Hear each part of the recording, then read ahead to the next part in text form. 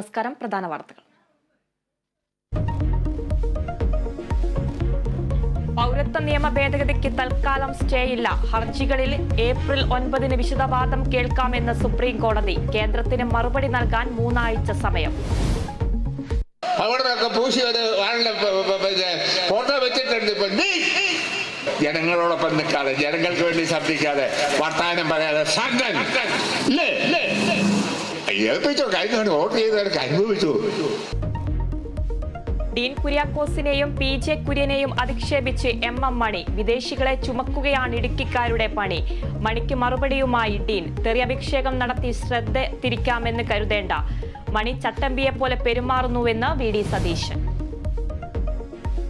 പാലക്കാട് നഗരത്തിൽ മോദിയുടെ പ്രകടനം. 1 കിലോമീറ്റർ ദൂരം റോഡ് ഷോ.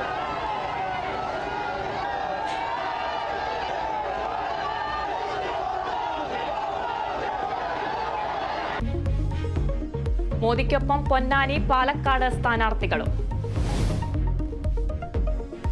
വിഴിഞ്ഞം തുറമുഖത്തേക്ക് പോയ ലോറിയിൽ നിന്ന് കല്ല് വീണ വിദ്യാർത്ഥി മരിച്ചു. മരിച്ചത് മുക്കോല സ്വദേശി അനന്തു. അപകടം സ്കൂട്ടറിൽ സഞ്ചരിക്കുമ്പോൾ.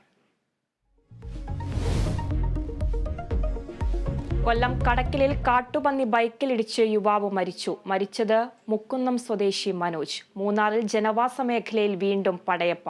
ഉൾക്കാട്ടിലേക്ക് തുരത്താൻ ശ്രമം.